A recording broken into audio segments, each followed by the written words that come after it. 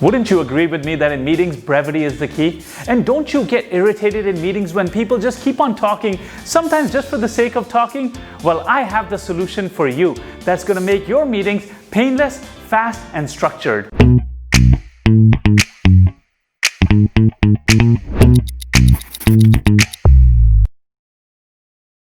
Welcome back to my channel, Business People. I'm Gulraj Shahpuri. I'm a business coach and a leadership trainer, and I've trained more than 50,000 people in how to manage themselves better. Of course, meetings are vital for you as a boss because of the communication opportunities it gives you with your employees, but also for the accountability it creates within your organization. But here's the problem. Meetings are expensive, aren't they? Consider not only your time and your opportunity cost, but the time and opportunity cost of all of those that you require to be there at the meeting. Now you multiply this by their wages or what they could have produced. Wow, that is expensive. The solution is standing meetings. Standing meetings provide more communication, more accountability, more energy, and better collaboration. And since people's feet start hurting when they stand too long, your meetings will be over much quicker. So let's put 2 minutes on the clock, and I'm going to teach you how you can maximize results with these quick huddles and minimize lost wages. Number 1, do these meetings anywhere in your office where there's no chairs. Number 2, the same fixed location every single day. Number 3, at precisely the same time every single day. And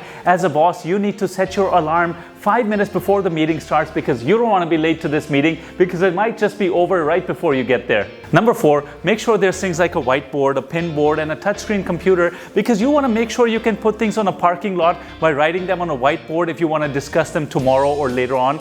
You want to make sure there's a pin board if you want to discuss an agenda, and you want to make sure there's a computer there so you can go over people's daily reports if you need to, but whatever is appropriate for your office. Number 5, you as the boss need to come to these meetings totally prepared and require your staff to also come totally prepared for these meetings so they can go swiftly. Now, it is up to you whether you want to have these meetings just in the morning or in the morning and in the evening. But in each meeting, there's 3 things that everybody needs to address quickly. Firstly, what did they do yesterday, what the game plan is for today, and what hurdles or obstacles that they're facing. And if you're having one of these accountability meetings in the evening as well, then you just discuss, well, what happened today, what's the game plan for tomorrow, and what are the hurdles.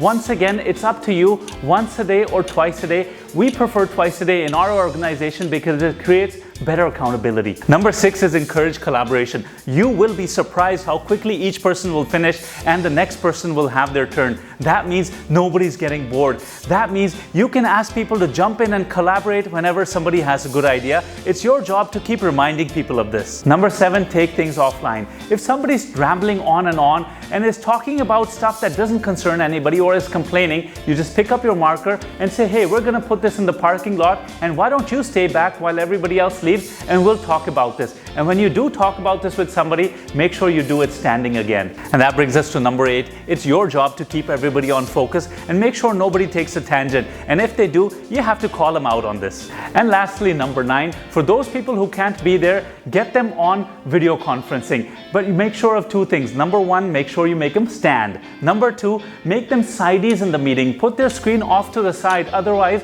everybody will start to huddle around them, and then the meeting becomes about them and they become the focus point. You don't want that to happen. That's it. Time's up.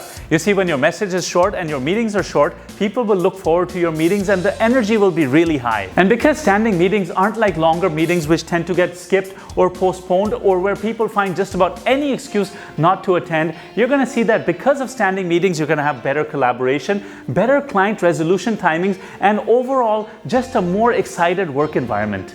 In the comments below, let me know which was your favorite point about standing meetings. And if you're already doing these in your office, let me know what you like about them. Also, in the description below, I've put a link to a handout I'd love you to download. It's on standing meetings. I created it a few years ago and I've been following it, and a lot of my clients, they love it. If you got value from this video, take a moment and press the like button. And if you haven't subscribed to our channel, we'd love to have you part of our family. By liking and subscribing, you're going to help YouTube's algorithm really figure out that other people will find a lot of value in this video as well. And if this is your first 2-Minute Tuesday video, make sure you click over here and see the rest of our series. And if you'd like to see what YouTube has to recommend, just click over here. Either way, you can't go wrong. But thank you for watching. You guys are awesome, and I love the awesome support you continue to give me. I'm Gulraj Shahpuri saying, I mean business.